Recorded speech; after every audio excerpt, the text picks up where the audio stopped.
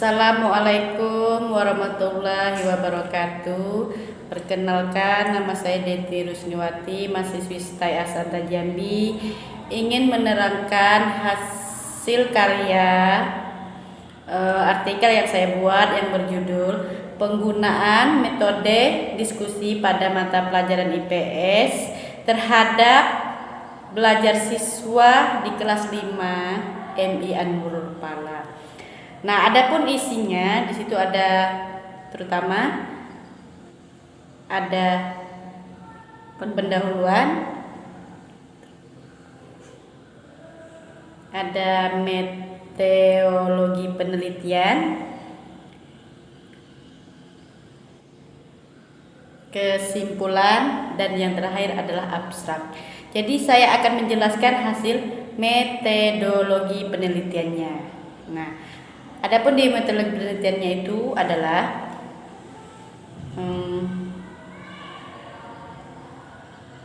hasil belajar yang dijelaskan oleh sejarah,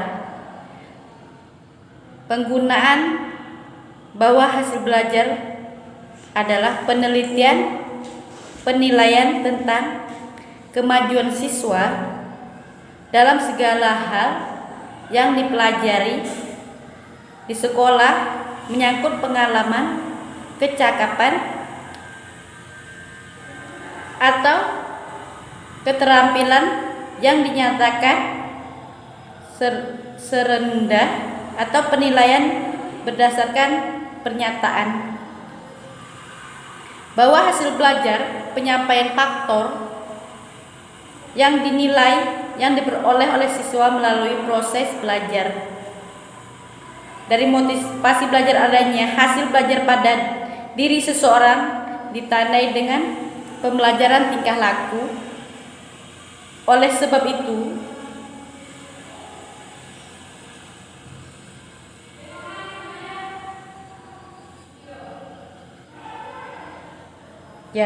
oleh sebab itu diri seseorang ditandai dengan perubahan tingkah lakunya. Dalam penilaian hendaknya diperkirakan sejumlah atau sejauh mana pembahasan tingkah laku siswa setelah terjadinya proses belajar tersebut. Nah, sedangkan menurut Ngalim Purwanto, berbagai faktor yang dapat mempengaruhi proses dan hasil belajar dengan pendekatan sistem kegiatan belajar yang digambarkan itu adalah sebagai berikut ya. Nah, ada instrumen input, raw input, teaching learning, proses output, informational input. Nah, dari metode diskusi secara bahasa dapat diartikan dengan cara teknik atau prosedur Winasanjaya menyatakan bahwa dalam pemakaian yang umum metode diartikan sebagai cara yang digunakan untuk mengumpulkan mengumpulkan apa? Mengumpulkan hasil belajar anak tersebut. Nah, dari hasil metode diskusi ini ada kelebihan dan juga kelemahan. Kelebihannya antara lain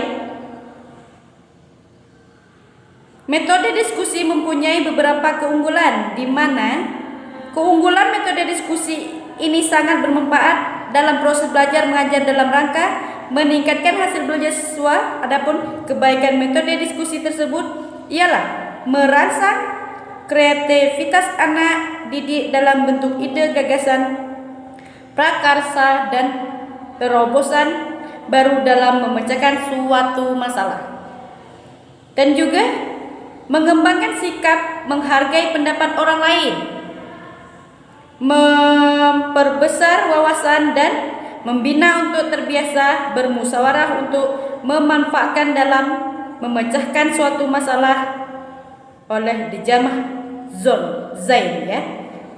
Selain keunggulan atau kelebihannya tadi, metode diskusi juga mempunyai beberapa kelemahan. Apabila pelaksanaan tidak benar-benar dijalankan dengan baik oleh guru, ataupun kekurangan metode diskusi ialah pembicaraan terkadang menyimpang sehingga memerlukan waktu yang panjang, tidak dapat dipakai pada kelompok yang besar beserta mendapat informasi yang terbatas. Mungkin dikoordinasikan oleh orang-orang yang suka berbicara atau ingin menonjolkan diri. Nah, langkah-langkah penggunaan metode diskusi menurut Warkanis dan Hamadi, langkah-langkah penggunaan metode diskusi sebagai berikut.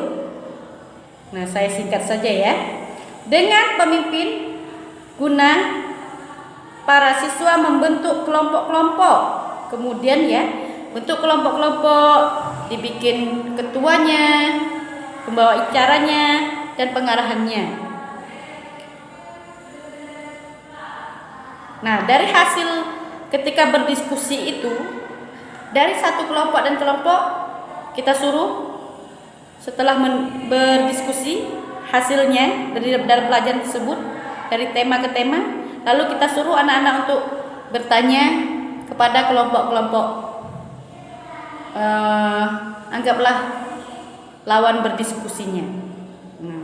Jadi kesimpulannya, penerapan metode diskusi dalam pelajaran IPS menunjukkan respon yang positif bagi siswa dalam kegiatan pembelajaran yang dapat merasakan adanya perubahan dan manfaat, seperti meningkatkan belajar siswa IPS kelas 5 di MI.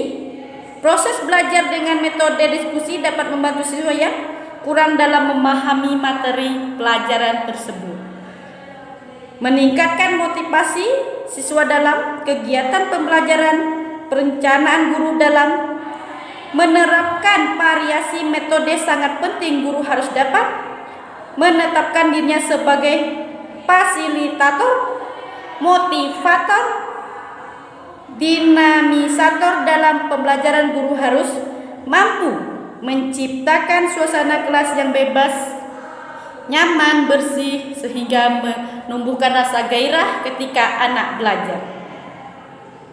Sekian dari saya. Wassalamualaikum warahmatullahi wabarakatuh.